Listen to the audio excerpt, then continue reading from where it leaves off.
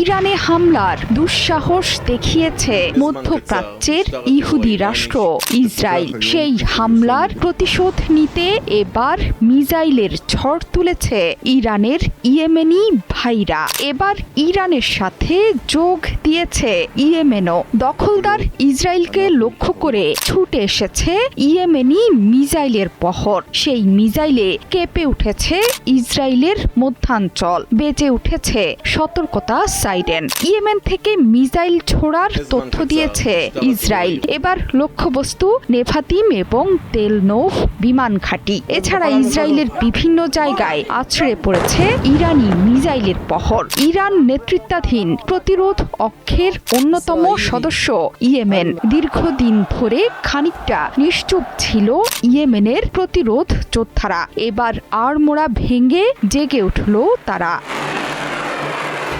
রোববার যুদ্ধবিরতি লঙ্ঘন করে লেবাননের রাজধানী বৈরুতে ভয়ঙ্কর আগ্রাসন শুরু করে ইসরায়েল। এর জবাবে ইসরায়েলের উত্তরাঞ্চলে অন্তত 10টি মিসাইল ছুড়েছে তেহরান। পাল্টা প্রতিশোধ নিতে সোমবার সকালে রাজধানী তেহরান, ইস্পাহান সহ অন্তত 3টি শহরে পাল্টা মিসাইল হামলা চালিয়েছে তেল আবিব। এর কয়েক ঘন্টা পরেই ইসরায়েলে মিসাইল ছুড়েছে ইয়েমেনের প্রতিরোধ যোদ্ধারা।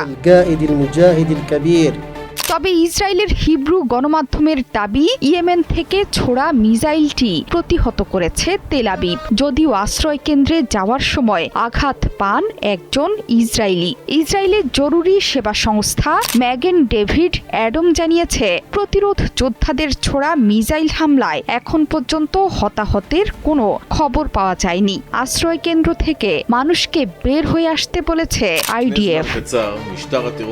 লেবাননে হামলার জবাবে প্রায় 2 মাস পর যুদ্ধবিরতির মধ্যে ইসরায়েলে মিসাইল ছুড়েছে ইরানের ইসলামিক রেভলিউশনারি গার্ড কোর। এর পশ্চিম ও মধ্য ইরানে সামরিক লক্ষ্যবস্তুতে আঘাত হানে ইসরায়েলি বিমান বাহিনী। ইরানের রাষ্ট্রীয় বার্তা সংস্থা বলেছে, আকাশ থেকে নিক্ষেপণযোগ্য ব্যালিস্টিক মিসাইল ব্যবহার করে ইরানের ভূখণ্ডে বিভিন্ন লক্ষ্যবস্তুতে হামলা চালিয়েছে ইসরায়েল। ইসরায়েলের হামলার পর ইরানের 3টি শহরে বিস্ফোরণের খবর পাওয়া গেছে। তেহরান, তাবরিজ ও ইস্পাহানে বেশ কয়েকটি বিস্ফোরণ হয়েছে।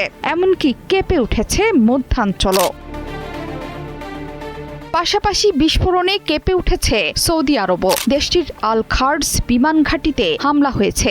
এরপরই বেসামরিক প্রতিরক্ষা বিভাগ দেশের আল খার্জ এলাকায় উচ্চ সতর্কতা জারি করেছে সৌদি কর্তৃপক্ষ।